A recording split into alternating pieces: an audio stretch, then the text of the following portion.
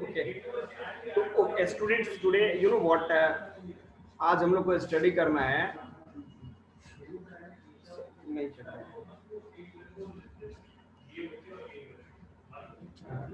अच्छा, उससे करना पड़ेगा आपके लिए।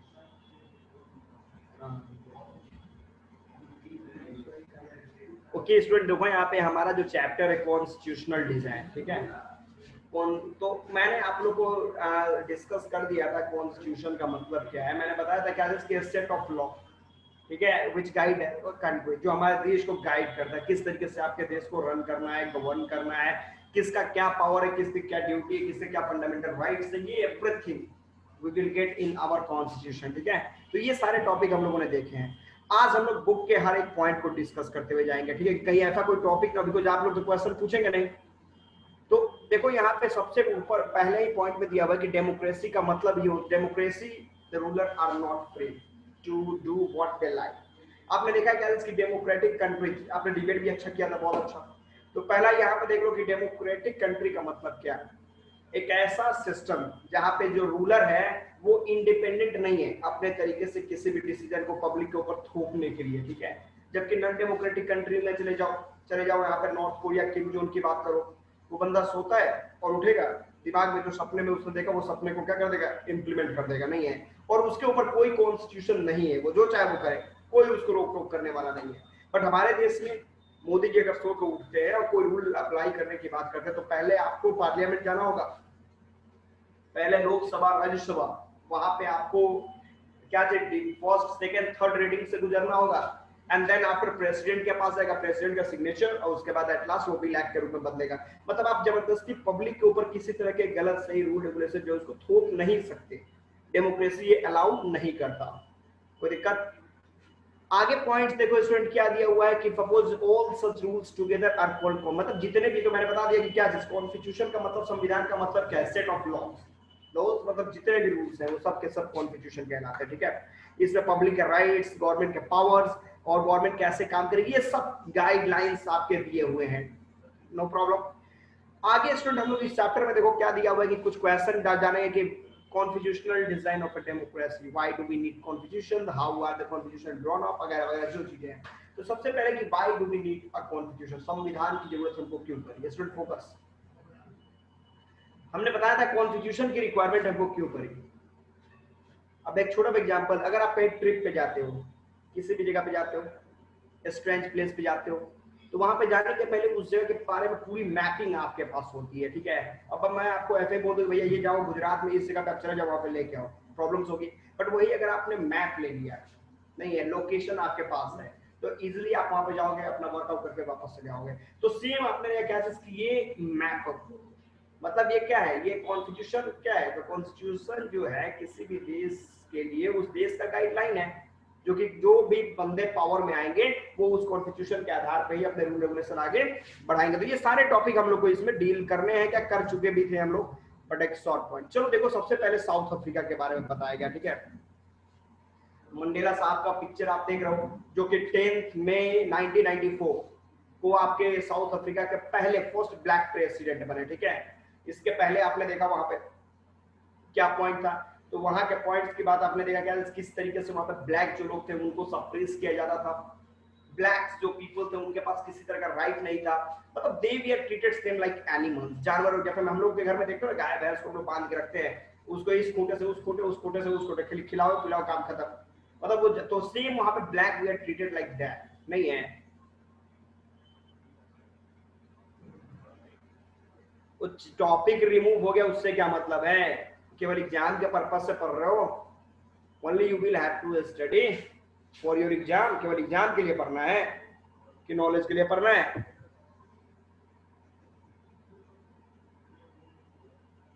क्या रिमूव हो गया, नहीं रिमूव हो गया तो मतलब नहीं है, मतलब क्या है, हमें वर्क करना है।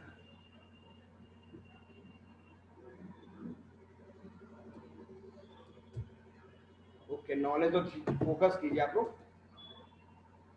तो मैंने आपको बताया 10th में 10 मई 1994, 10th में 1994 को 28 ईयर्स जेल में बंद होकर बेचारे जब बाहर निकलते हैं तो वो आपके पहले ब्लैक प्रेसिडेंट बन जाते हैं, ठीक है। इसके बाद देखो यहाँ पे वहां इन्हों को मैंने बताया था आपको कि वो अपार्थाइड मतलब रेशियल डिस्क्रिमिनेशन के अगेंस्ट में भी लड़ते हैं वहां पे। ये सब पॉइंट आपने देखा था। हमें आगे बढ़ना है। अब देखो स्ट्रगल अगेंस्ट अपार्थाइड, मैंने ये बता दिया कि ये वो सिस्टम है जिसमें रेशियल डिस्क्रिमिनेशन होता है। साउथ अफ्रीका में जो हुआ था, मतलब कलर के आधार पे जो भेदभाव होता है, ठीक है। जिस जगह पे व्हाइट वाले जो होते हैं, व्हाइट मतलब वेस्टर्न कंट्रीज के लोग, यूरोपियन की बात की जा रही है, यूरोपियन पीपल किस तरीके से वहां पे ब्लैक जो अफ्रीका के नेटिव लोग थे उन लोगों को डिस्क्रिमिनेट किया गया था, नहीं है, उन लोग के राइट को सप्रेस किया गया था। व्हाइट वाले अपनी सुपरमेसी वहां पे चलाते थे साउथ अफ्रीका में, लेकिन बहुत सारे लोगों ने अपने आप को सेक्रीफाइस किया, जिसके बाद आपने क्या देखा, पॉइंट देखा। अब देखो यहाँ पे एक क्वेश्चन है, एक लड़की जो है क्वेश्चन पूछे, इस साइड देखो वहां पे, फिर आपने ये इसके बारे में पढ़ा है, ठीक है। हम इधर की तरफ आते हैं। देखो यहाँ पे what would have happened in South Africa if the black majority had decided to take revenge on the white for all their oppression and exploitations। अब सपोज करो कि अब 10th में 1994 तो जब वहां पे आपने क्या देखा कि अफ्रीकन नेशनल कांग्रेस ने इलेक्शन लड़ा जिसमें नेल्सन मंडेला को 500 में 252 सीट्स मिल जाते हैं और उसके बाद वो वहां के प्रेसिडेंट, ब्लैक प्रेसिडेंट बन जाते हैं, ठीक है। तो यहाँ पे अब सपोज करो कि जब ब्लैक प्रेसिडेंट बन जाते हैं तो अगर वो रिवेंजिंग पॉलिटिक्स करते, याद देना पॉइंट दो तरह के बदले, जैसे में एडोल्फ हिटलर जब जर्मनी का शासक बना तो वो क्या किया था, जर्मनी को डेवलप कराने के लिए, नो, उसका पॉलिटिक्स पूरी तरीके से किसके ऊपर डिपेंडेंट था, रिवेंजिंग पॉलिटिक्स, मुझे बदला लेना है, I want to take revenge from किससे, फ्रांस, ब्रिटेन, अमेरिका, मतलब जिन देशों ने मिलकर फर्स्ट वर्ल्ड वॉर में जर्मनी को हराया था वो सारे देशों से वो रिवेंज लेना चाहता था। रिवेंजिंग पॉलिटिक्स के रूप में वो जर्मनी का डिक्टेटर बना था। तो यहाँ पे आप देखो छोटा सा एग्जांपल बता रहा कि सपोज करो कि नेल्सन मंडेला प्रेसिडेंट बन गए, ब्लैक बंदा जो है वहां का प्रेसिडेंट बन गया, ठीक है, और अब वो डिस्क्रिमिनेट करना शुरू करते हैं व्हाइट के ऊपर कि चलो अब हम लोग का राजा, अब व्हाइट वालों ने बहुत लंबे समय तक हम लोग को नुकसान पहुंचाया है, अब हमारी रिस्पॉन्सिबिलिटी हम लोग उसको डिस्क्रिमिनेट करें, उसको एक्सप्लॉइट करें, उसके राइट को सप्रेस करें। तो इमेजिन करो कैसा सिचुएशन क्रिएट होता, कैसा सिचुएशन क्रिएट होता। तो सिचुएशन कैसा क्रिएट होता है, तो वहां कभी भी लिबर्टी नहीं आती, कभी भी सेल्फ डिग्निटी नहीं आती, कभी भी इक्वालिटी नहीं आती, डेवलपमेंट के बारे में तो सोच ही नहीं सकते थे हम लोग। तो ये सारे पॉइंट्स आपके होते कब, जब वहां पे इस तरह का डिस्क्रिमिनेशन होगा। तो ठीक है, हमें आगे बढ़ना है। अब देखो टूवर्ड्स अ न्यू कॉन्स्टिट्यूशन, ये तो साउथ अफ्रीका के बारे में ही बताया, मैं आपको अपने पॉइंट पे ले चलता हूँ।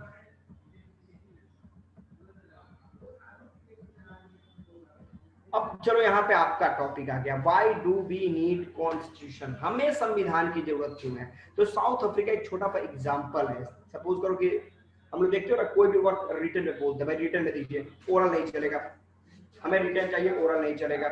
तो रिटन चाहिए, ओरल नहीं चलेगा, मतलब क्या, ओरल में हो सकता है कि आप थोड़ी देर बाद बदल जाओ कि भैया मैंने तो ऐसा बोला था, नहीं मैं वैसा बोला था, बट अगर रिटन दिए हुए हो, आपका सिग्नेचर है वहां पे, तो वो तो फिक्स है ना, उसको तो आप चेंज नहीं कर सकते। तो कॉन्स्टिट्यूशन का मतलब रिटन डॉक्यूमेंट, ठीक है। तो यहाँ पे बता रहा है कि किस तरीके से साउथ अफ्रीका में आपने देखा कि एक बहुत ही बेहतरीन एग्जांपल दिया गया कि संविधान ने, कॉन्स्टिट्यूशन को उन लोगों ने अडॉप्ट करा, रिटन कॉन्स्टिट्यूशन को अडॉप्ट करा और सारे discrimination, suppression of right, exploitation को रिमूव करा और ब्लैक एंड व्हाइट टुगेदर वो लोगों ने डेवलपमेंट की तरफ मार्च करा, नहीं है। तो ये छोटा सा एग्जांपल है कि ये अगर रिटन कॉन्स्टिट्यूशन को पूरा वर्ल्ड फॉलो करे तो कहने का मतलब कहीं ना कहीं प्रॉस्पेरिटी हमारे वर्ल्ड में एंटर करेगी, ठीक है। आगे बढ़िए, ये भी ब्लैक व्हाइट के बीच की बात की जा रही है। अब देखो यहाँ पे कुछ पॉइंट बोल रहा है कि कॉन्स्टिट्यूशन करता क्या है, ठीक है।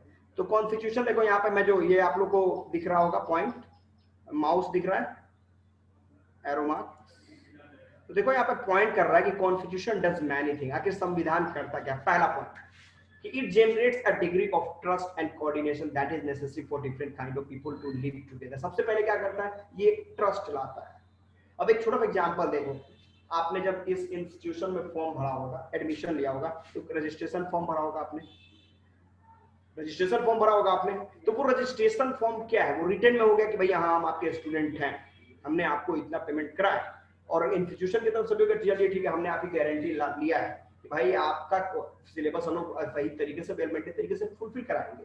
तो ये क्या है, रिटन एग्रीमेंट हो गया बिटवीन इंस्टीट्यूशन एंड स्टूडेंट्स। तो यही मैं बता रहा हूँ कि कॉन्स्टिट्यूशन सबसे पहले क्या करता है कि दोनों को एक दूसरे पर ट्रस्ट है। सपोज ओरल आप बोलते हैं यहाँ पर पढ़ाई है, कोई दिक्कत नहीं है, हम लोग पेमेंट फाइनल कर लेंगे, ये कर लेंगे, वो कर लेंगे, दिस कर लेंगे, तो ओरल चलता, तो ओरल में हमको भी डाउट रहता है आपके ऊपर, आपको भी डाउट रहता है हमारे ऊपर कि बंदा ये सिलेबस कंप्लीट होगा कि नहीं होगा, हमको डाउट होता है कि पेमेंट देगा कि नहीं देगा, दोनों तरह का।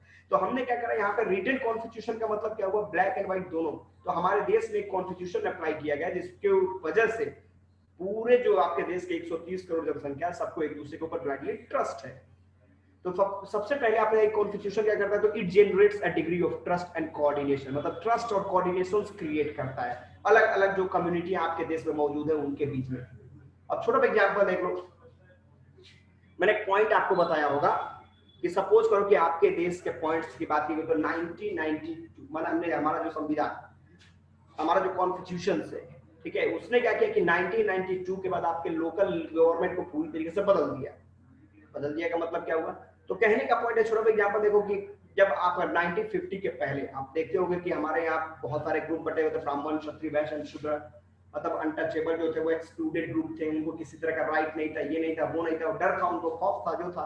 लेकिन कॉन्स्टिट्यूशन अप्लाई करने के बाद क्या हुआ, कि आज हम सब एक दूसरे को, मतलब क्या चीज, दूसरे का जो राइट्स है उसका हम लोग रिस्पेक्ट करते हैं। कहने का मतलब एवरीबॉडी, हमें दूसरे पे, दूसरे को हम पे, सबको एक दूसरे, मतलब कॉन्स्टिट्यूशन के ऊपर सबके ट्रस्ट है। मतलब एक कॉन्स्टिट्यूशन हैज क्या चीज, binded all the communities which are just available inside our country. हमारे देश में जितनी भी कम्युनिटियां मौजूद हैं, जो भी लोग हैं, चाहे वो किसी स्टेटस से है, किसी जेंडर से है, किसी रिलीजन से, किसी कम्युनिटी से मतलब नहीं है। मतलब है कि अगर वो देश का नागरिक है, अगर वो अपने नेशनलिटी में इंडियन लिखता है, तो उस बंदे को वो सारे के सारे राइट्स हैं जो मेरे पास राइट्स हैं, ठीक है। तो ये ट्रस्ट, मतलब ये कहां पे लिखा हुआ, तो ये आपके देश के संविधान में लिखा है। That's why the people believe in the constitution of our country blindly.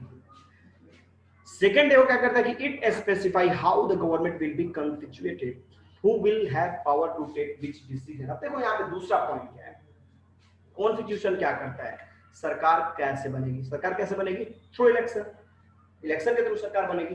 तो आपने इलेक्शंस का भी रोल देखा है, इलेक्शन लाइक एग्जामिनेशन, जिस तरीके से एग्जामिनेशन में हम लोग सर्च आउट करते हैं कि एबिलिटी कहाँ है, ये 50 स्टूडेंट्स के बीच में वो टैलेंट कहाँ छिपा हुआ है, वेयर दैट टैलेंट, मतलब वो टैलेंट है कहाँ, वे इज दैट टैलेंट। तो इसको हम लोग सर्च करने के लिए क्या करते हैं, एग्जामिनेशन कंडक्ट कराते हैं। द सेम वे अब आपके देश में लगभग थाउजेंड्स ऑफ लीडर्स कॉन्टेस्ट करते हैं इलेक्शंस, वो 1000 के बीच में वो ईमानदार चेहरा कहाँ है जिससे के हाथ में हम अपने देश को दे सकते हैं। तो इसके लिए हम लोग क्या करते हैं, इलेक्शन कंडक्ट कराते हैं। तो हम लोग कौन है, हम लोग जो कि रिजल्ट देते हैं, नहीं है कि आपने जो 5 साल काम किया, आपने सही किया, गलत किया, क्या किया, नहीं किया, आपको फिर लाना है, नहीं लाना है, आपको हराना है, जिताना है, क्या करना है, ये हमारे हाथ में है। We people have these rights. और राइट का यूज हम लोग वोट की मदद से करते हैं, अपने वोट का इस्तेमाल करते हैं to decide which one is better. तो ये पॉइंट हुआ, तो ये कैसी सरकार बनेगी, ये सब प्लस किसके पास कौन सा पावर होगा, ये सब कॉन्स्टिट्यूशन जो है उसमें डील किया हुआ, मैंने पहले ही बताया था।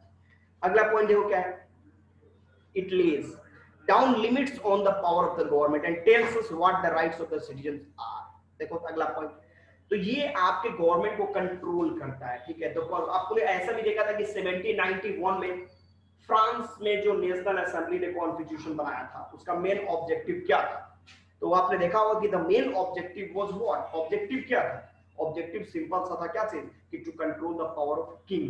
ध्यान दीजिएगा, वहां पे जो ऑटोक्रेट था उसको हम लोगों ने बदल के कॉन्स्टिट्यूशनल मोनार्क के रूप में कन्वर्ट कर दिया। भैया आप राजा हो कोई दिक्कत नहीं, आप किंग रहो, नो डाउट, बट आप किंग होते हुए भी आपको कॉन्स्टिट्यूशन में जो रूल रेगुलेशन है उससे परे आप कोई डिसीजन नहीं ले सकते। आपको जो भी डिसीजन लेना है वो कॉन्स्टिट्यूशन के अंदर में जो लिखा हुआ उतना आप डिसीजन ले सकते हैं। तो हमारा कॉन्स्टिट्यूशन क्या करता है कि वो हमारी जो गवर्नमेंट है उसके पावर को कंट्रोल रखता है कि आपका ये एरिया लिमिटेड है, इस लिमिटेड एरिया को छोड़ के आप अनलिमिटेड डिसीजन नहीं ले सकते, आपके जो भी डिसीजन होंगे वो लिमिटेशन है, इसके अंदर में ही आपको डिसीजन लेना है।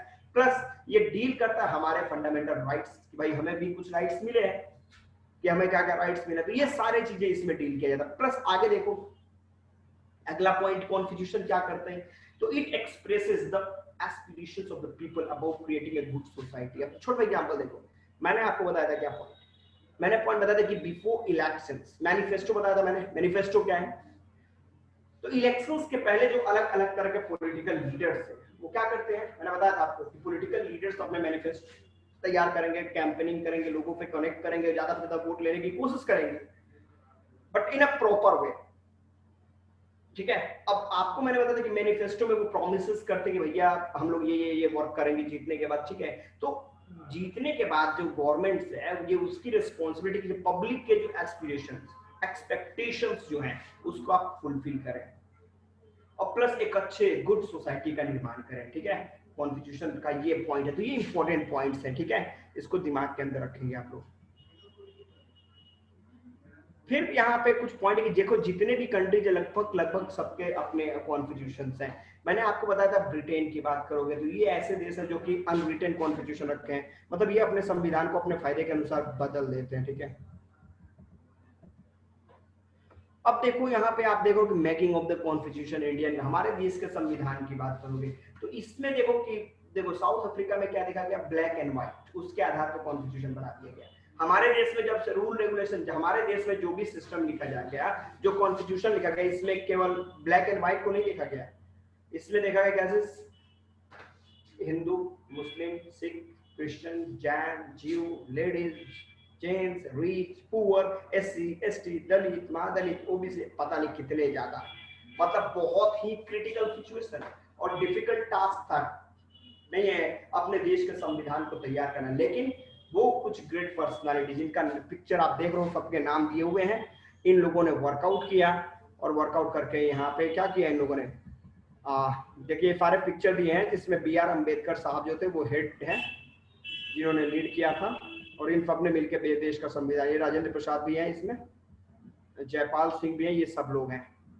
और इन लोगों ने चाहे, अब देखो हमने ये भी बता दिया था कि गवर्नमेंट, मैंने ये भी आपको पॉइंट बताया था कि सपोज करो कि भारत का जो कॉन्स्टिट्यूशन है वो largest constitution of the world है, लार्जेस्ट कॉन्स्टिट्यूशन है क्योंकि हमारे देश में वर्ल्ड के जितने भी कंट्रीज हैं वहां से जो पॉजिटिव रूल्स रेगुलेशन थे वो सबको लाया गया और लाके अपने देश के संविधान में उसको कनेक्ट करा दिया गया, ऐड कर दिया गया। तो इसलिए हम देखते हैं कि हमारे देश का संविधान सबसे पहले 26 जनवरी 1950 को लागू हो गया था। आपको पता है 26 नवंबर 1949 को आपके देश का संविधान तैयार था, रेडी था, एंड 26 जनवरी 1950 को इसको लागू किया गया। ठीक है, और एक पॉइंट देखो 26 जनवरी को ही क्यों, जब 26 नवंबर को तैयार हो चुका था तो फिर 26 जनवरी ही क्यों नहीं हमने 26 नवंबर को ही अप्लाई कर दिया, 26 दिसंबर को अप्लाई कर दिया, तो 1 जनवरी को नया साल पे इसको भी अप्लाई कर सकते थे, फिर 26 जनवरी को ही क्यों सेलेक्ट किया गया? एनीबॉडी, किसको पता है? Anyone? Why 26 January? Why not 1 and 2 January? Anyone? तो देखो 1929 की घटना है, ठीक है, 1929 की घटना है, ठीक है, दिसंबर 1929, देख लेना यहाँ पे, ये है दिसंबर 1929, ये हुआ था लाहौर सेशन, ठीक है, अंडर पीजेएन, मतलब पंडित जवाहरलाल नेहरू के अंडर में ये मीटिंग हुई थी। ठीक है, इस मीटिंग का देखो पॉइंट क्या था, इस मीटिंग में हुआ क्या था, तो इसमें पंडित नेहरू ने डिसाइड किया था पूर्ण स्वराज के बारे में कि कंप्लीट इंडिपेंडेंस, पूर्ण स्वराज, हमको पूरी आजादी चाहिए, और उन्होंने डिसाइड किया था कि 26 जनवरी 1930, 26 जनवरी 1930 would be celebrated as the independence day of a country। ठीक है, कि 26 जनवरी 1930 को हिंदुस्तान आजादी का दिन सेलिब्रेट करेगा, लेकिन ऐसा कुछ हुआ क्या? नो, सपना सपना ही रह गया, ऐसा कुछ भी नहीं हुआ। ठीक है, उसके बाद उन लोगों ने 26 जनवरी को दिमाग में हमेशा रखा कि 26 जनवरी को कुछ ना कुछ तो करेंगे, तो आजादी तो मिली 15 अगस्त को, नो डाउट 15 अगस्त को आजादी मिली, तो उन्होंने बोला तो क्या किया जाए, 26 जनवरी तो बेकार हो जाएगा, नहीं बेकार क्यों होगा, तो जब देश का संविधान अपनाएगा तो 26 जनवरी को भी कुछ नेशनल फेस्टिवल के रूप में सेलिब्रेट करना है, तो 26 जनवरी को उन लोगों ने क्या किया, संविधान को अप्लाई किया, चलो 26 जनवरी ऐसा भी अमर हो जाएगा, तो इसलिए उन लोगों ने इस पॉइंट को करा। ठीक है, फिर आप देख रहे हो यहाँ पे, अब देखो यहाँ पे पॉइंट मैं बता रहा हूँ, यहाँ पे देख लो और भी ज्यादा, एच.सी. मुखर्जी साहब, जयपाल सिंह साहब हैं, ये सारे बंदे जो हैं इन लोगों ने वर्कआउट किया। इसके बाद आप देखो आगे यहाँ पे दुर्गाबाई देशमुख भी हैं, ये सारे लोग। अब देखो कहने का मतलब है कि हमारे जो कॉन्स्टिट्यूएंट असेंबली के सारे मेंबर ये वर्कआउट कर रहे हैं, इन लोगों ने देखा कैसे कि भाई इस बात करो, देखो क्या करना है क्या करना है। अच्छा एक बात बताओ, अपने देश डेमोक्रेटिक कंट्री में पार्लियामेंट्री सिस्टम लाइए कि प्रेसिडेंशियल क्या फैलाएंगे? प्रेसिडेंशियल में तो प्रेसिडेंट जो होगा वो सारे डिसीजन लेगा, और पार्लियामेंट्री अगर हम लोकसभा लाए नहीं है। पार्लियामेंट्री सिस्टम अगर लेके आते हैं तो इसमें पब्लिक के पास डायरेक्टली राइट्स मिल जाएंगे, नहीं है। तो क्यों ना हमने पार्लियामेंट्री सिस्टम को लाया जाए, नहीं है। तो ये अलग अलग सोच उन लोगों ने करा, पार्लियामेंट्री को लाया, अच्छा अपने देश को क्या कर दिया जाए, सेकुलर कर दिया जाए, कम्युनल कर दिया जाए, सेकुलर। तो ये तो सेकुलर कंट्री इंदिरा गांधी ने डिक्लेयर किया था। तो ये लगभग आपने देखा कि लंबे समय तक, लगभग 114 डेज चला था लगभग आपके, और इसके बाद एट लास्ट हम लोगों ने क्या देखा, आपके देश के संविधान को अप्लाई किया गया था।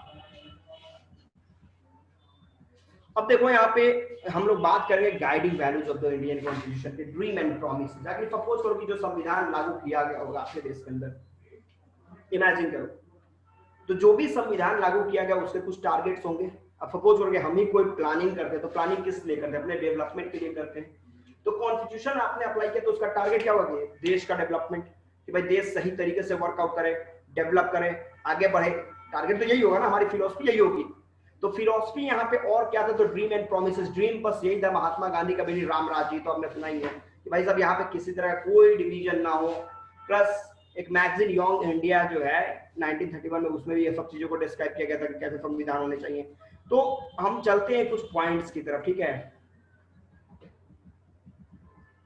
भीमराव अंबेडकर साहब को तो देखिए, ये सब पॉइंट्स हम लोग मेन टॉपिक पे जा रहे हैं। फ्यूचर्स ये सब दिखा रहा है, फिलोसफी ऑफ कॉन्स्टिट्यूशन। अब देखो यहाँ पे हम लोग अपने पॉइंट पे आ जाएंगे।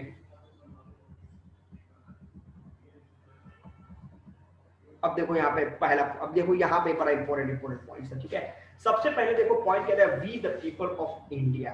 वर्ड सुनना, बड़ा इंपॉर्टेंट वर्ड है, we the people of India. Anybody who wants to explain this term, कोई ऐसा जो कि इस टर्म को एक्सप्लेन करना चाहे, we the people of India, anybody?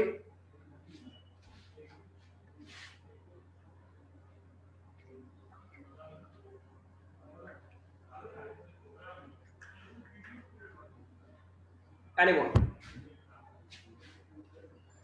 Okay, देखो we the people of India, पहले क्या था, वी हट गया था, वहां पे था केवल कि forward class, the people of India. आपने देखा है ना, मैं बता रहा हूं आज से 100-200 साल पहले चले जाओ, आपने देखा था क्या, जिसकी अनटचेबल जो थे, जो दलित, जो ब्रोकन क्लास पीपल थे, they were not allowed, they were excluded class people, अपने सोसाइटी से उनको कट कर दिया गया था। नहीं है कि भाई देखो यहाँ पे ये एरिया है, यहाँ पे फॉरवर्ड क्लास पीपल रहते हैं, यहाँ पे तुमको आने की जरूरत नहीं है। देखो यहाँ पे मंदिर है, यहाँ पे हम पूजा करते हैं, तुमको यहाँ पे पूजा करने की जरूरत नहीं है। भैया देखो ये कुएं पे पानी पीते हैं, स्कूल में तुमको पानी पीने की परमिशन नहीं है। तो ये सोच जो थी, हम लोग क्या करते थे, अपने देश के, अपने लोकेलिटी को ही डिवाइड करके रखा था कि ये फॉरवर्ड का एरिया है, वो बैकवर्ड का एरिया है, यहाँ पे हायर क्लास रहेंगे, वहां पे लोअर क्लास रहेंगे, ये डिवीजन था। तो सबसे पहले कॉन्स्टिट्यूशन ने क्या किया, इस सब सिस्टम को हटा के डायरेक्ट बोला we the people of India. We में सब आते हैं, ऐसा नहीं कि वी में केवल हम फॉरवर्ड क्लास, केवल मैं आता हूं, तिवारी जी केवल आते हैं, नहीं, आप लोग भी वी में हैं, एवरीबॉडी। मैंने एक छोटा सा एग्जांपल बताया था कि जो बंदे नेशनलिटी में इंडियन लिखते हैं, they all have been represented here as we का मतलब सब, everybody। 133 crore population of our country, ये वी जो है उन सबको यहाँ पे रिप्रेजेंट कर रहा है। तो वी द पीपल ऑफ, हम जो कि इस देश के नागरिक हैं, हम में सब है, हम मीन्स सब, सब मतलब everyone, whether they are anybody, कोई भी है, सब यहाँ पे भी है, कोई प्रॉब्लम। फिर यहाँ पे आगे पॉइंट देखो, सॉवरेन। मैंने ये टॉपिक बड़ा तरीके से डिस्कस किया था। सॉवरेन मैंने बताया था क्या, कि हमारे देश कंट्री जो है वो सॉवरेन कंट्री, हम लोग सॉवरेनिटी को फॉलो करते हैं। टारगेट इस मतलब क्या, तो सिंपल सा पॉइंट है क्या, कि हमारे देश की जो गवर्नमेंट है, जो इलेक्टेड गवर्नमेंट है, is capable to take any decisions without any external force। मतलब हमारे देश की गवर्नमेंट के ऊपर कोई भी बंदा बाहर से दबाव नहीं दे सकता, प्रेशराइज नहीं कर सकता कि आप ये डिसीजन करो। जैसे में मोदी जी जीएसटी लाने वाले थे, तो अमेरिका दबाव नहीं दे सकता, जीएसटी तो अपने देश में अप्लाई नहीं कर सकता। भाई मेरे घर है, मैं अपने घर के अंदर कुछ भी खाऊं, पड़ोसी को क्या प्रॉब्लम। तो सॉवरेन कंट्री का मतलब क्या है, कि आपके देश की सरकार सॉवरेन है, independent to take any decisions related to the welfare of the common people of a country. No any other country can force over our own country to take any particular decisions। कोई हमारे देश के ऊपर किसी तरह का कोई दबाव नहीं दे सकता। That's why India is called a sovereign country। Students, yes कि no? समझ में आ रहा है? आप लोग का रिस्पॉन्ड नहीं मिल रहा है। यस कि नो आप लोग बोलते जाओ, बोलना मतलब यहाँ पे चैट में लिखते जाओ तो समझ में आएगा कि भाई समझ भी रहा है, ना तो सब सो तो ना गया है।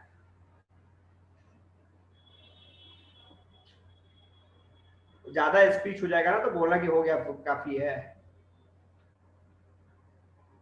ओके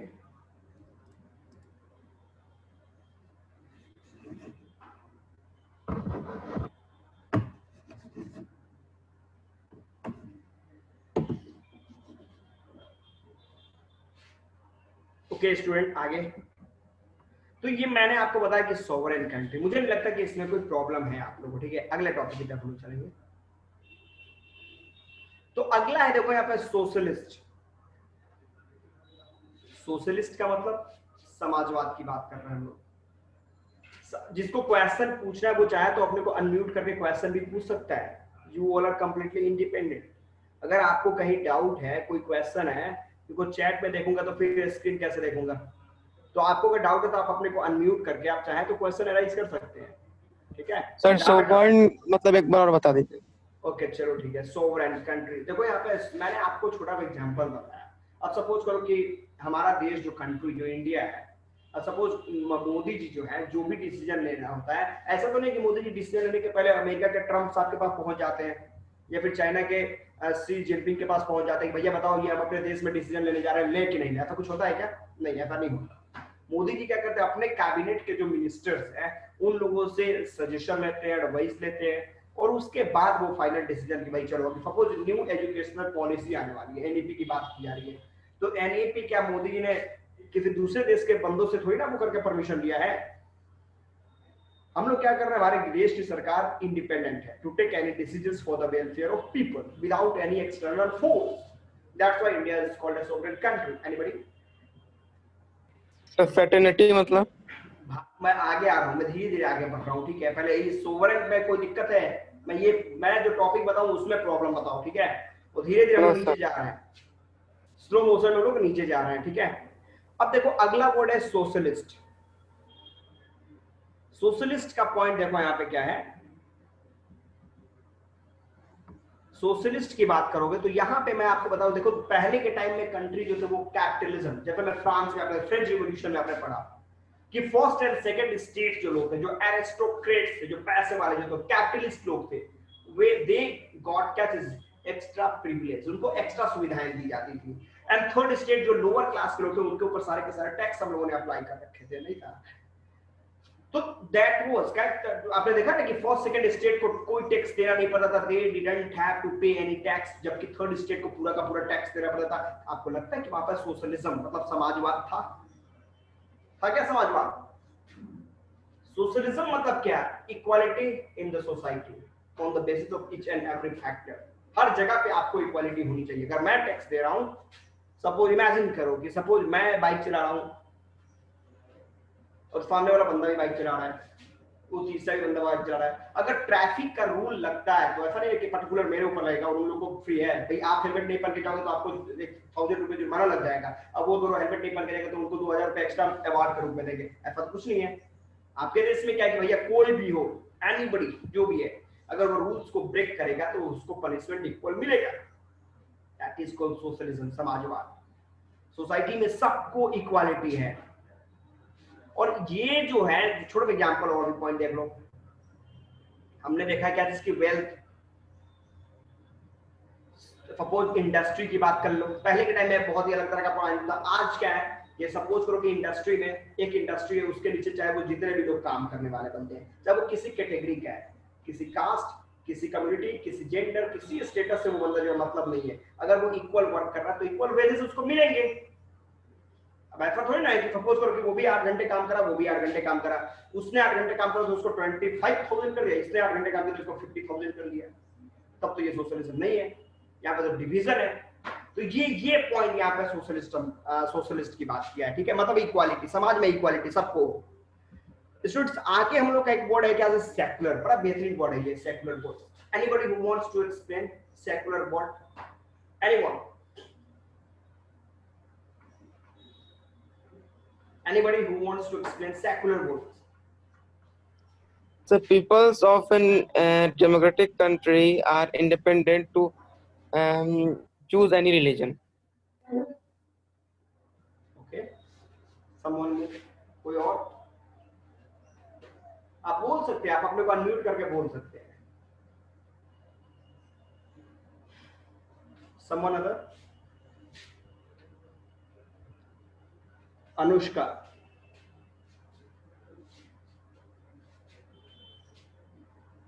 आयुषी,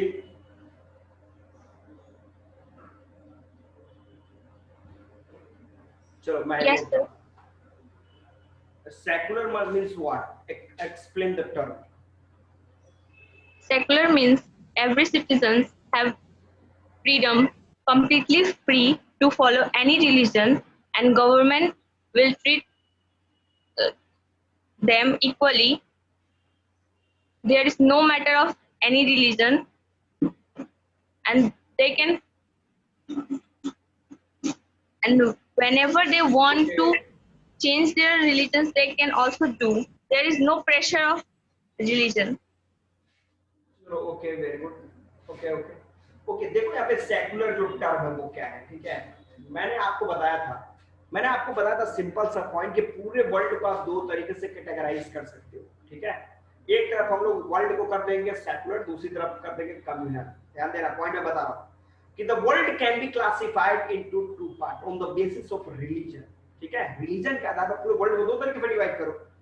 पहला पॉइंट कर देंगे हम लोग सेकुलर, सेकंड कर देंगे कम्युनल। ध्यान देना, तो सेकुलर एंड कम्युनल दोनों में पॉइंट्स क्या है?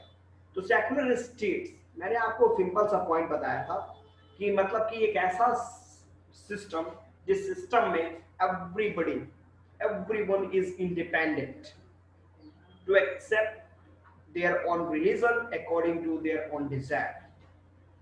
No one can force, कोई उनके ऊपर दबाव नहीं दे सकता, उनकी इच्छाएं हैं। Plus no one religion has been adopted as an official religion. किसी भी धर्म को वहां का ऑफिशियल रिलीजन करार नहीं दिया जा सकता। अरे ऑफिशियल हो जाएगा तब तो क्लियर है कि उस रिलीजन का वर्चस्व वहां पे डोमिनेंस चलना शुरू हो जाएगा। जैसे चले जाओ, छोटा एग्जांपल सऊदी अरब, इस्लाम नहीं है, इस्लाम जो रिलीजन है वो वहां का डोमिनेंस रिलीजन है, तो वहां पे दूसरे रिलीजन के लोग रहेंगे, नो डाउट, आप रह सकते हो, कोई दिक्कत है, but you do not have right to raise your voice. आपको आपके वॉइस को रेज करने का अधिकार वहां पे नहीं है। जबकि अपने देश की बात करो, छोड़ो भाई, इंडिया की बात करो, भारत एक ऐसा देश है जहां पे हम देखते हो ना, यहाँ पे दिवाली सेलिब्रेट करते हैं, बगल में हमारे भैया लोग ईद सेलिब्रेट करते हैं, यहाँ होली, वहां पे बकरीद सेलिब्रेट करते हैं, क्रिसमस का टाइम है तो क्रिसमस का डे भी सेलिब्रेट करते हैं। मैं ये पंजाबी भैया लोग का जो हम लोग बैसाखी का त्योहार भी सेलिब्रेट करते हैं। मतलब वी गजब का कल्चर एंड ट्रेडिशन इंडिया में देखने को मिलता है। It's called India. नहीं तो सेकुलर स्टेट्स का मतलब क्या मैंने बताया? सेकुलर स्टेट का मतलब मैंने बताया कि वो स्टेट जहां पे हर धर्म को एक जैसा प्लेटफॉर्म मिलता है, उसमें कोई माइनस प्लस नहीं है। And in the eyes of our constitution all religions are treated equally. हमारे संविधान, हमारा जो संविधान कॉन्स्टिट्यूशन है वो सारे धर्म को एक जैसा प्लेटफॉर्म देता है, एक जैसा सबको देखता है, किसी के बाद कोई ऐसा नहीं कि कुछ माइनॉरिटी कुछ मेजॉरिटी। मैंने छोटा एग्जांपल आपको बताया था कि India is a country, you know what, गजब की ब्यूटी है हमारे देश की। भारत वो देश है, ध्यान देना, इंडिया वो कंट्री है जहां पे 2% मेजॉरिटी 78% मेजॉरिटी के ऊपर गवर्न करती है, वो भी 1-2 साल नहीं, 10 इयर्स। बात मैं कर रहा हूं मनमोहन सिंह जी की।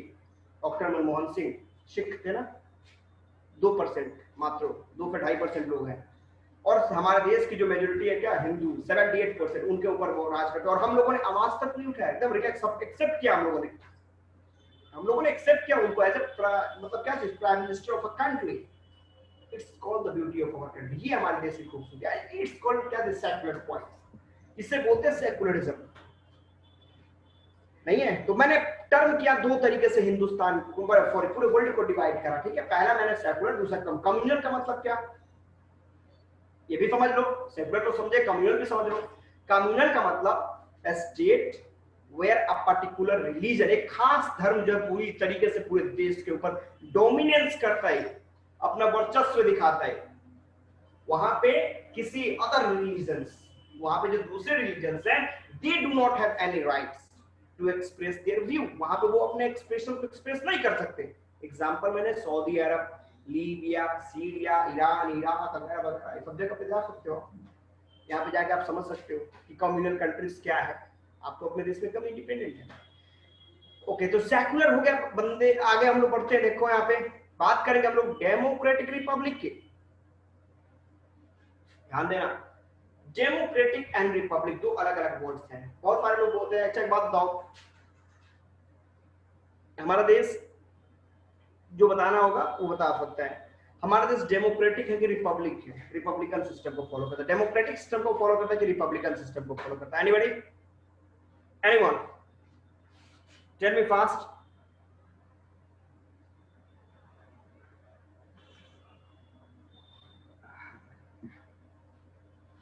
तो भैया कुछ बोलेगा तब तो। सिविक्स पढ़ रहा है, चुपचाप साइलेंट है। सिविक्स में तो बच्चे डिबेट करते हैं, डिबेट नहीं करेगा तो फिर सिविक्स पढ़ने से क्या हिस्ट्री थोड़ी ना ही कहानी की तरह पढ़ लेगा। सिविक्स में डिबेट करो तभी जाके नॉलेज बढ़ेगा। अब 9th को तरीके से डील करोगे तब 10th में अच्छा मजा आ जाएगा पढ़ने में सिविक्स। तो डिबेट करना पड़ेगा। डिबेट करने के आपको घर पे थोड़ा रीड करना पड़ेगा, पढ़ना पड़ेगा, थोड़ा सा वर्कआउट करना पड़ेगा, तब जाके आपको ज्यादा से ज्यादा पॉइंट्स मिलेंगे। मैंने आपसे क्वेश्चन सिंपल सा पूछा कि इज इंडिया डेमोक्रेटिक और रिपब्लिक? भारत डेमोक्रेटिक है कि रिपब्लिक है? रिप्लाई भी फास्ट। यस अगर पता है तो बोलो, नहीं पता है तो नो बोलो।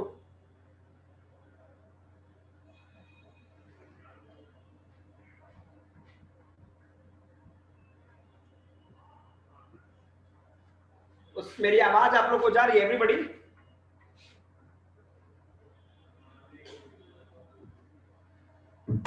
स्टूडेंट्स आप लोग को मेरी आवाज जा रही है?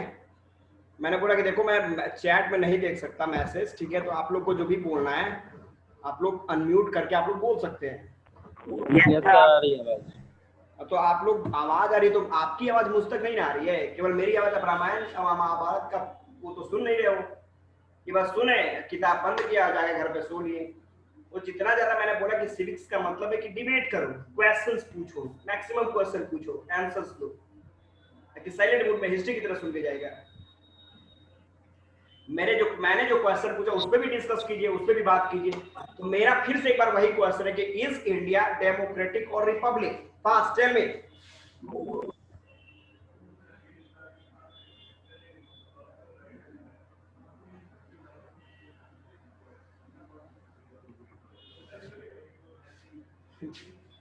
ओके चलो मैं ही बताता हूँ, तुम लोग क्वेश्चन पूछने का मूड बना रहे हैं। अनुष्का भी साइलेंट है यार, आयुषी, आगमय, शिखर, जितने लोग हैं सब साइलेंट है, केवल मैसेज यहाँ पे कर रहे हो। मैं बोल रहा हूँ कि चैट में मैं नहीं पढ़ सकता भैया, बड़ी प्रॉब्लम है। नहीं है, चैट पढ़ने का मतलब है कि बुक इधर उधर वो करना पड़ेगा। माउस भी काम नहीं कर रहा है।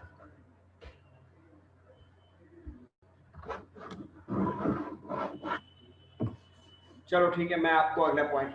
तो देखो यहाँ पे भारत डेमोक्रेटिक भी है और रिपब्लिक भी है, दोनों है, ठीक है? तो पहले ये समझ लो कि रिपब्लिक कैसे है। रिपब्लिकन कंट्री किसको बोलते हैं? देखो चाइना जो वो रिपब्लिकन कंट्री है बट डेमोक्रेटिक नहीं है। अंदर तो कुछ होगा ना। बहुत सारे बंदे बोल रहे हैं क्या बात कर, जो डेमोक्रेटिक हो तो रिपब्लिक हो ही जाएगा। तो चाइना रिपब्लिकन कंट्री है बट डेमोक्रेटिक नहीं है। क्यों? तो रिपब्लिक का मतलब क्या हुआ? तो a country where the head is elected by the people, मतलब वो देश जहां पे उस देश का हेड जो है उसको पब्लिक इलेक्ट करती है, उसको हम लोग रिपब्लिकन कंट्री बोलते हैं। तो हमारे देश में जो हमारा देश का हेड है, प्रधानमंत्री जो है, उनको चुनता कौन है? We the people. इसलिए हमारा देश रिपब्लिक भी है। और डेमोक्रेटिक का मतलब तो आपने देखा ही, of the people, for the people, by the people. पता ना अब्राहम लिंकन का स्टेटमेंट था। मतलब डेमोक्रेटिक कंट्री वो कंट्री जो अकाउंटेबल है, रिस्पॉन्सिव है एंड लेजिटिमेट है। अगर twice qualities are just available inside your country, then your country will be known as democratic. हमारा देश डेमोक्रेटिक है, तो डेमोक्रेटिक रिपब्लिक दोनों है हमारा देश, ध्यान देना।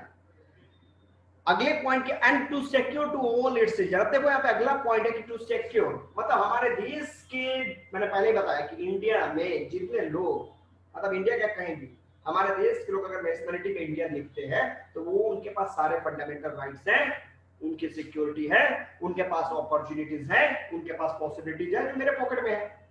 जैसा मैं वैसा एवरीबॉडी, चाहे वो किसी भी कैटेगरी से जुड़ा हो, उससे मतलब नहीं है। चाहे वो रिक्शा खींचने वाला बंदा ही क्यों ना हो, प्लेन उड़ाने वाला बंदा क्यों ना हो, everybody is equal. in the era of economical points, in the era of educational point, in the era of political points. हर जगह पे उनको वो इक्वल राइट्स है। आगे आओ, बात अगला पॉइंट स्टूडेंट करेंगे justice, social, economic and political, हर जगह पे। ठीक है, आप जस्टिस की बात करो, हमने देखा है कि हमारे देश के सिस्टम ने पहले अपने पावर को 3 लेवल पे बांटा, लेवल में बांटा। जैसे में पहला legislature, second executive and third judiciary. Legislature formation of law, law को फॉर्म कर दिया, उसने कहां पे अप्लाई किया, एग्जीक्यूटिव को दिया। अब ये एग्जीक्यूटिव उसको क्या करेंगे, इंप्लीमेंट करेंगे। और अगर कोई उस रूल रेगुलेशन को ब्रेक करने की कोशिश करता है तो उसको पनिशमेंट कहां से मिलेगा, जुडिशरी, कोर्ट जाएंगे।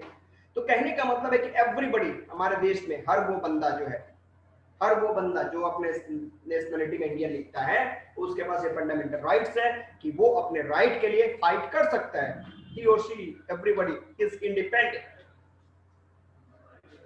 नेक्स्ट स्टूडेंट जाते हैं हम लोग क्या, तो मैंने बताया कि जस्टिस हर जगह पे है, चाहे वो सोशल हो, इकोनॉमिकल हो या फिर पॉलिटिकल हो, everywhere you are 100% independent to get justice by fighting against those who are trying to snatch your rights।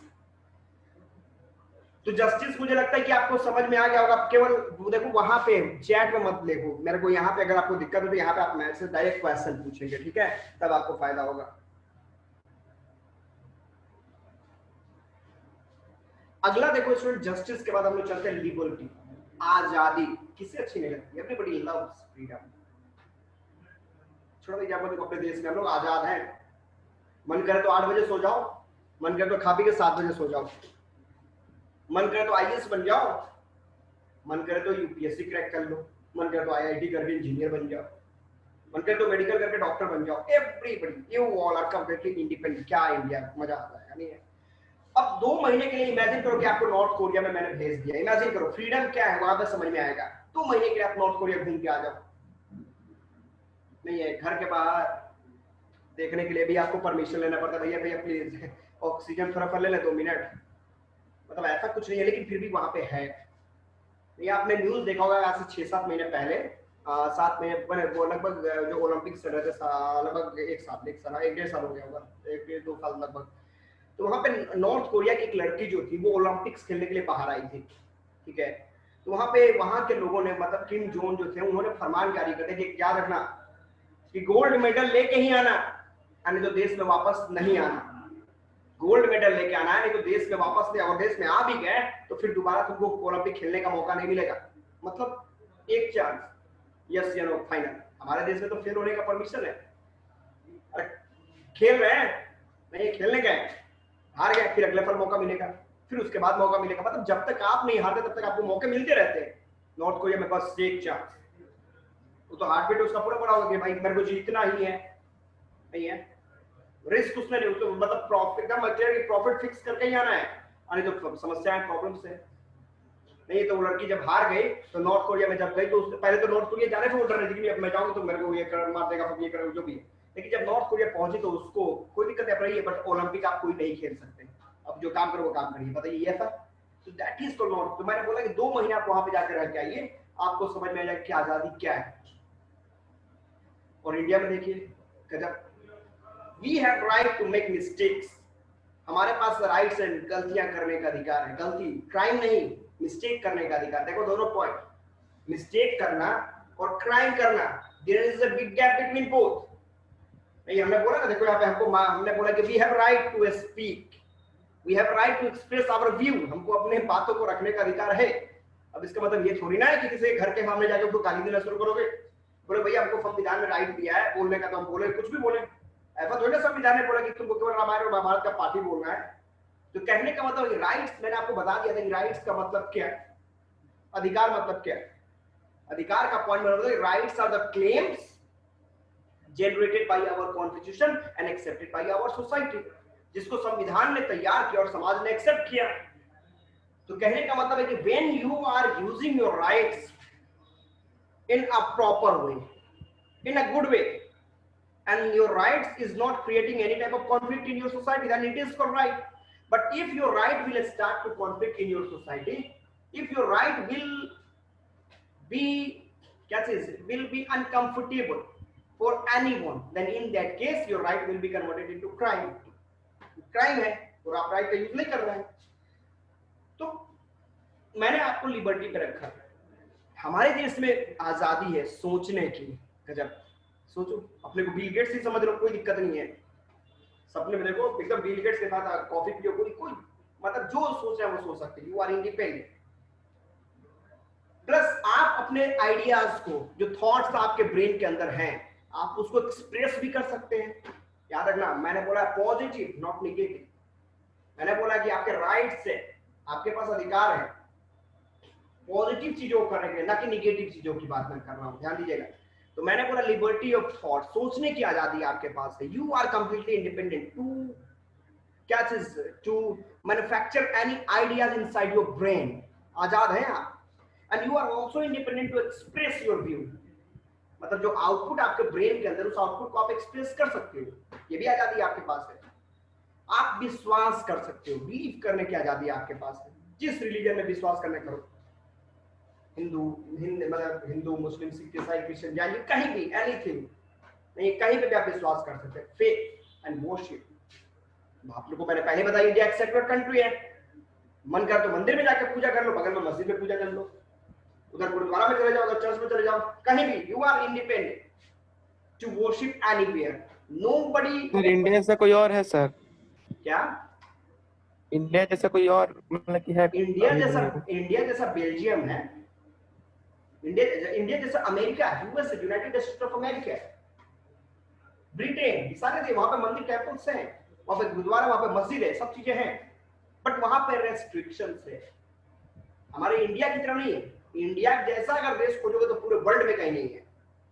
That's why India is a very beautiful land. India shows you know what unity in diversity. Diversity में भी एकता होता है ना, क्या भिन्नता, विभिन्नता में भी एकता का प्रतीक भारत है। तो भारत जैसी आजादी किसी दूसरे देश में नहीं है, कहीं नहीं मिलेगी आपको। अभी आपको, अब मैं ज्यादा उतना आगे नहीं जाऊंगा, ठीक है, मैं आपको अपने टॉपिक पे रखूंगा। ज्यादा आगे जाओगे तो और भी ज्यादा प्रॉब्लम्स, टॉपिक्स हुए हैं बहुत सारे, उस तरह के पॉइंट्स हैं आगे आप। अब लेकिन दूसरा एक और पॉइंट है, ध्यान देना, दूसरा एक और पॉइंट है। जैसे मैं छोटा सा एग्जांपल देखोगे कि आपको दिखाया गया होगा कि अमेरिका ने इधर कुछ 2 साल 3 साल पहले कुछ घटनाएं घटी थी उसके देश में, तो कुछ एक पर्टिकुलर कम्युनिटी को अपने देश में आने से बैन कर दिया था। आप लोगों को पता होगा, न्यूज देखा होगा आपने, कि कुछ कम्युनिटी को बैन किया था कि आप लोग हमारे देश के अंदर इंटर नहीं कर सकते। तो अगर आपको लगता है, मतलब ऐसा नहीं कि वो पूरे रिलीजन को ही खत्म कर दिया कि आप ये सब अपना जो स्ट्रक्चर है इसको भी तोड़ दो, जो वर्शिपिंग स्ट्रक्चर है सबको खत्म कर दो, ऐसा कुछ नहीं है। बट उसने एक पर्टिकुलर कंट्री के लोगों को बोला कि आप लोग हमारे देश के अंदर इंटर नहीं कर सकते। जैसे मैं छोटा एग्जांपल एक हम लोग देखते हो ना कि अभी इंडिया और पाकिस्तान के बीच मैच कई सालों से रुका हुआ है, तो बैन कर दिया कि भाई नहीं, वहां के लोग हमारे देश में नहीं आ सकते, तो उन्होंने भी बैन कर लिया। मैंने उन लोगों ने बैन किया तो हमने भी बैन कर दिया, तब आप भी हमारे देश में नहीं आ सकते।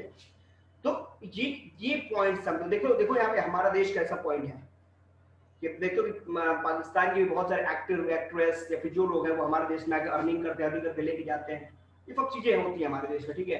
तो हमें उससे मतलब नहीं, हम लोग अपने पॉइंट पे रहते हैं। आगे हम लोग आते हैं इक्वालिटी की तरफ। गजब की इक्वालिटी है हमारे देश के अंदर।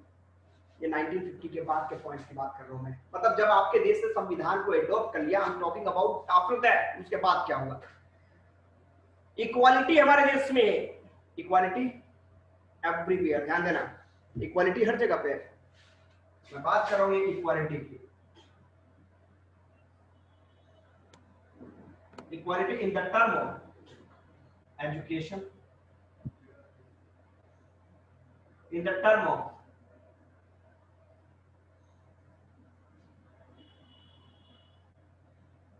इकोनॉमिक,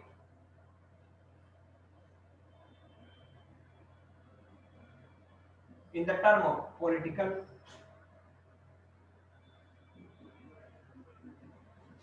मतलब इक्वालिटी हर जगह पे आपके देश में मौजूद है, चाहे वो किसी भी। अब छोटा एग्जांपल है, पहले के टाइम में क्या था, आज से चले जाओ 50, 60, 70, 80 साल पहले, मतलब मैं 1950 के पहले की बात कर रहा हूँ। उस समय क्या था, उस समय एक पॉइंट लिमिटेड था कि भैया आप अगर कॉबलर हैं तो ये आपका अपना प्रोफेशन है, तो आपका आने वाला जनरेशन भी कॉबलर ही बनेगा। अगर आप वॉशरमैन है तो आपका आने वाला जनरेशन यही ड्यूटी करेगा, आपके लिए जॉब रिजर्व है, इसके बाद आप कोई दूसरे बारे में नहीं सोच सकते। You can not think, you can not dream about another, किसी दूसरे अचीवमेंट्स, किसी दूसरे गोल की तरफ आप सपने नहीं दे सकते, ठीक है। बट आज ऐसा कुछ है क्या?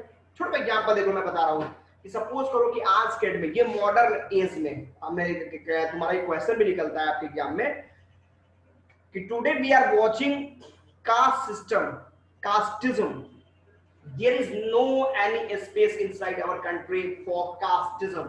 हमारे देश में कास्ट सिस्टम के लिए कोई सिस्टम ही नहीं है, कोई प्लेस ही नहीं है, उसको रिमूव कर दिया गया है, रिमूव हो रहा है, धीरे धीरे खत्म हो रहा है। तो खत्म हो रहा है, उसके पीछे का रीजन क्या है?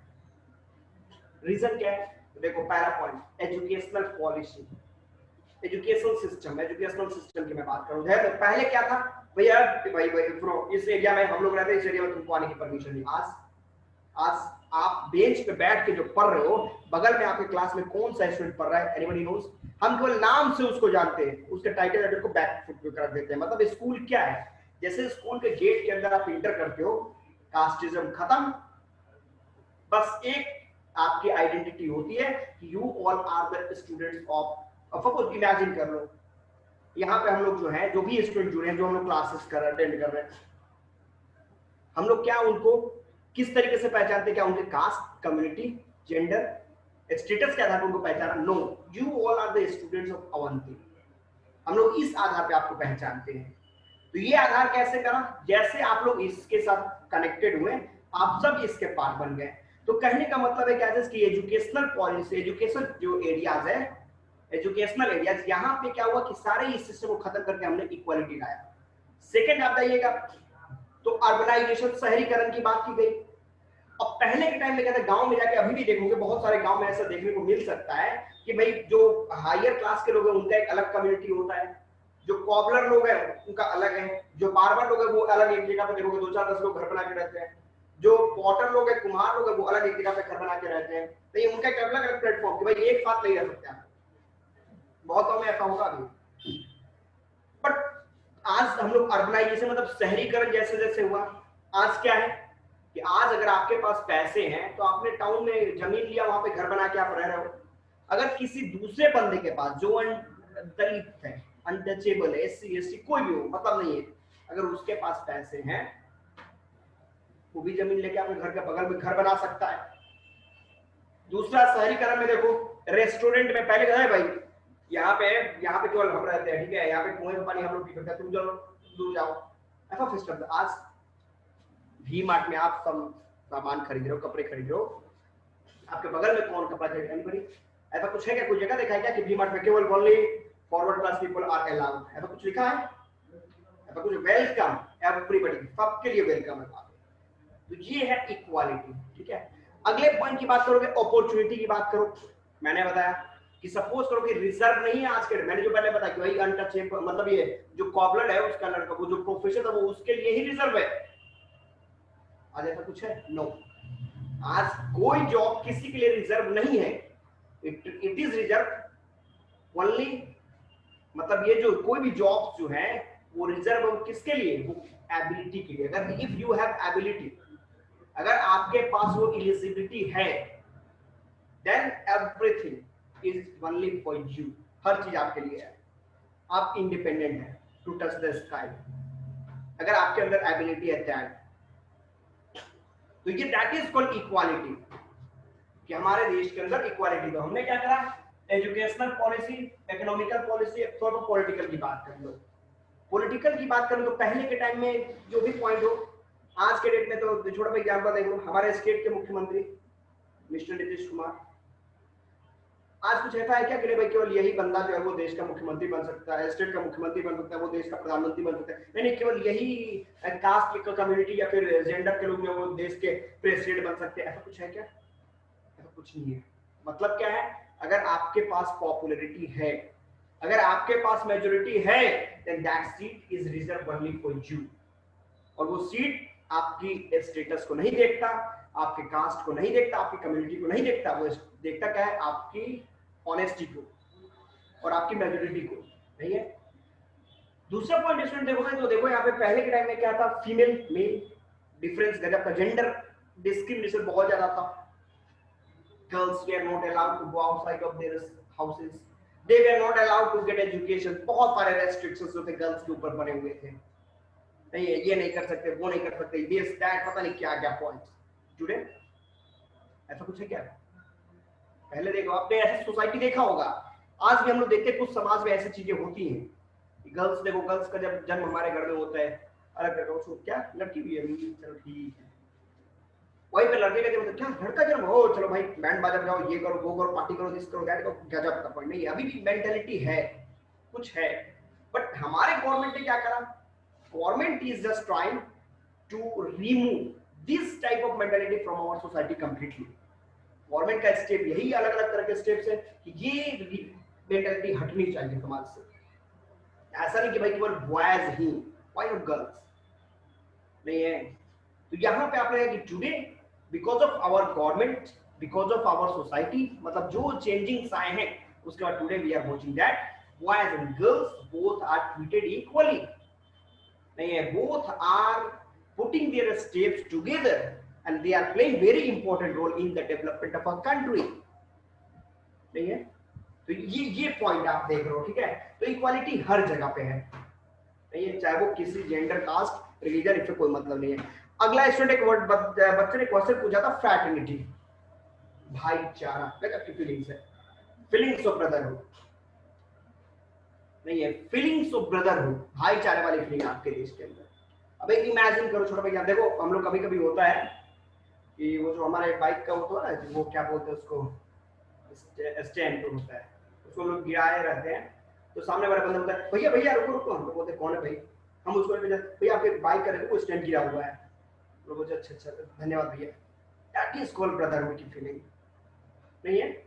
एक बंदा अगर गिर जाए तो देखो पूरे एरिया के लोग पहचानते नहीं कि कौन है, सपोर्ट करने के लिए वहां पे पहुंच जाते, भैया चोट तो नहीं लगी आपको, उठाया उनको, that is the feeling of brotherhood which is just available inside our country।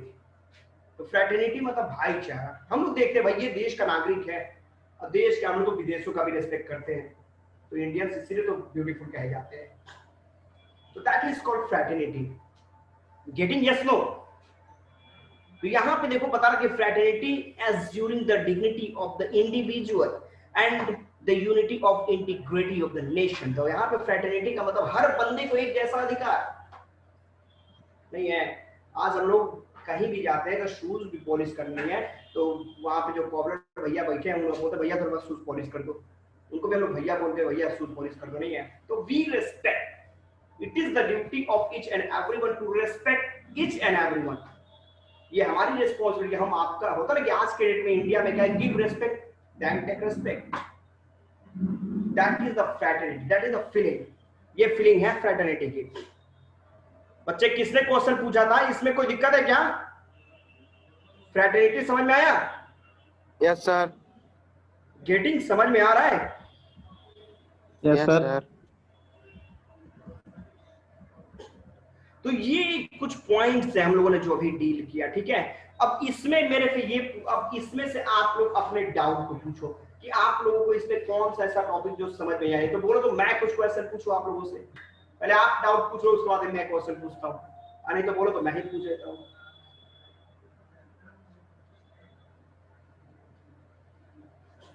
कुछ पूछना, any questions which you want to ask anybody? आप पूछो, अनुष्का पूछिए question. Sir, if in India, if it is already decided all the things, then what is the need of constituent assembly?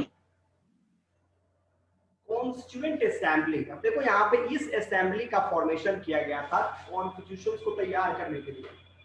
अब everything मैंने आपको बताया कि जितने भी टॉपिक आज आपने डील किए वो सब कहाँ पे लिखे हुए हैं, वो संविधान में लिखे हुए, कॉन्स्टिट्यूशन में रिटन है। अब कहने का मतलब उसको कोई बदल नहीं सकता। वहां पे अगर we the people of India लिखा है तो ऐसा नहीं कि वी को काटे कोई लिख देगा कि Tiwari ji the people of India, नहीं है, या फिर एक्स वाई जेड किसी का भी नाम देके द पीपल ऑफ इंडिया, या फिर लिख देगा अगमय द पीपल ऑफ इंडिया, या फिर Anushka the people of India. नहीं नहीं नहीं नहीं, वहां पे आई वी आई अनुष्का तिवारी जी अगमय नहीं लिखा जा सकता, वहां पे वी मतलब वी है, ठीक है।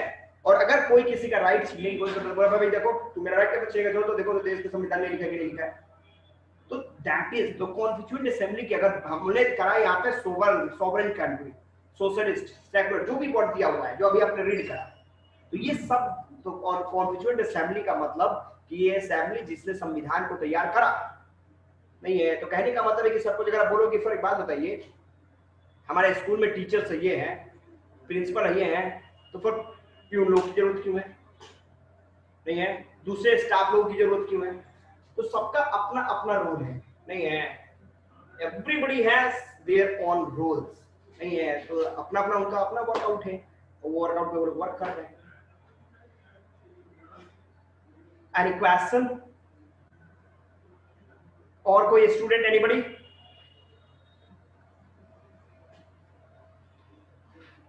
एवरीवन स्टूडेंट्स, और कोई क्वेश्चन आप लोग को पूछना?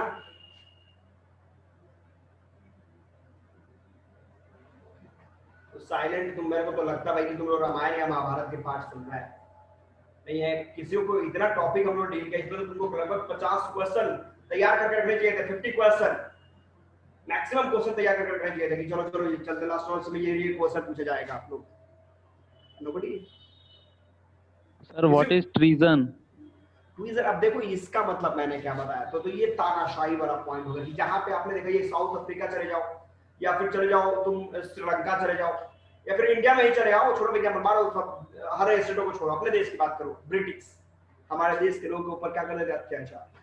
तो वो जो सिस्टम था दैट इज कॉल्ड ट्रीजन, वो तानाशाही की तरफ वर्क कर रहे थे, नहीं है। हम लोग ऑपरेस्ड थे और वो लोग ऑपरेशर थे, ध्यान देना। वी वर ऑपरेस्ड, ऑपरेस्ड मतलब जो दबे कुचले लोग हैं, और दे वर ऑपरेशर जो हम लोग को दबाते थे, नहीं है, कुचलते थे, हमारे राइट्स को एकदम, नहीं है। दैट सिस्टम मतलब वो जो सिस्टम था उसको हम लोग प्रेजेंट बोल सकते हैं। Sir what is rainbow nation? Rainbow nation, अब रेनबो नेशन नहीं, देखो ये रेनबो नेशन कुछ नहीं है।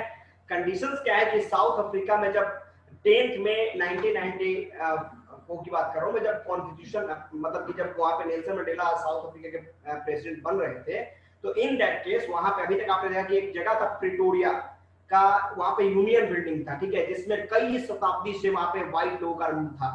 अब एक छोटा सा एग्जांपल देख लो, क्योंकि व्हाइट लोग वहां पे शासन में थे, ब्लैक को तो कोई अधिकार था नहीं, तो क्लियर है कि वहां के जो लीडर होंगे वही वहां पे रहेंगे।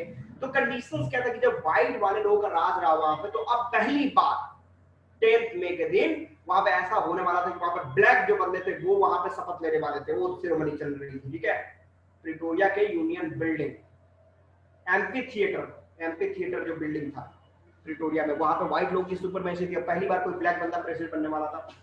अब कंडीशंस क्या होता है कि जब पहली, अब देखो एक छोटा एग्जांपल देख लो, आपके देश में ही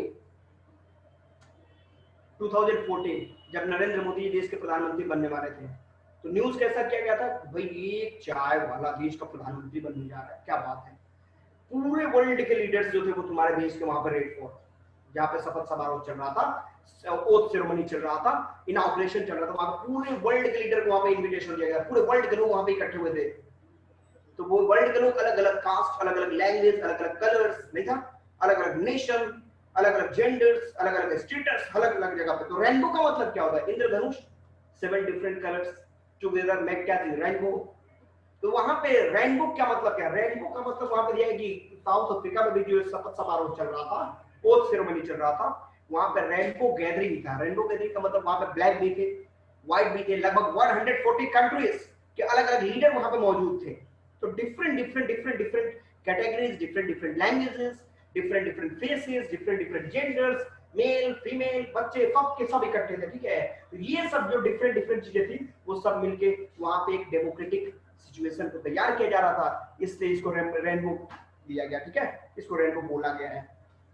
तो rainbow means the rainbow word is indirectly representing the peoples who are present there at that time. हाँ, मतलब कि अलग अलग क्लासेस, अलग अलग कास्ट, अलग अलग कलर्स, अलग अलग जेंडर्स के जो लोग वहां पे इकट्ठे हुए थे, उन सबको रिप्रेजेंट करने के लिए वहां पर रेनबो वर्ड का यूज किया गया है।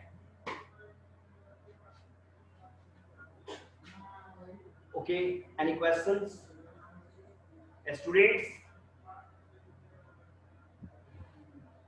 एनीवन? Students any question? और कुछ पूछना? एनी डाउट यस कि नो?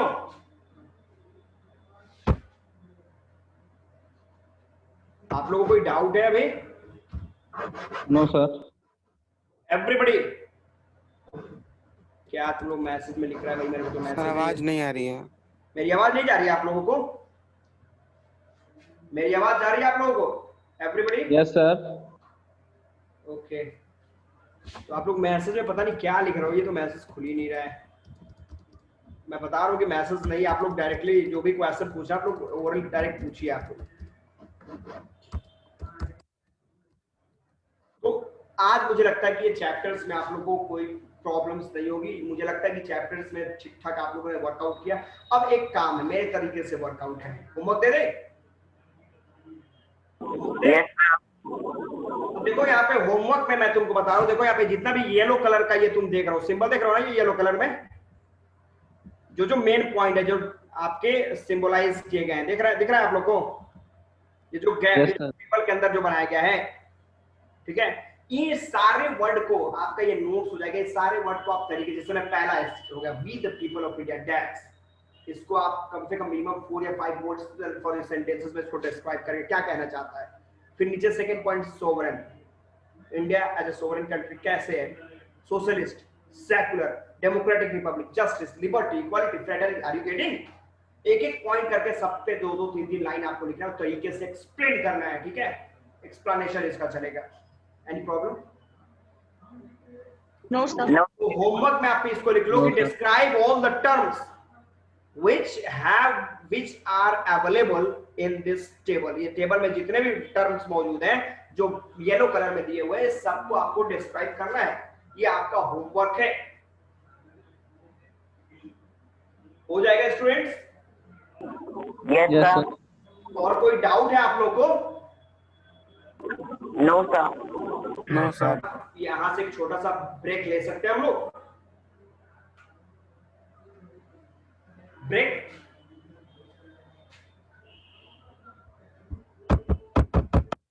Okay, good day. चलिए need a mouse. Okay, good day student.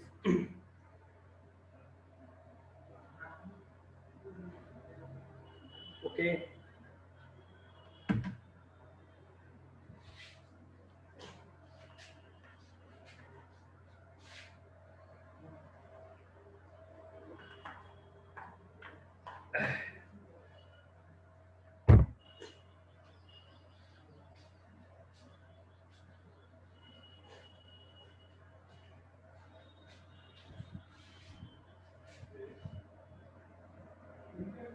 And हो ही रहा, माउस हिल ही नहीं रहा है। उधर इधर पे उधर माउस हो ही नहीं रहा है।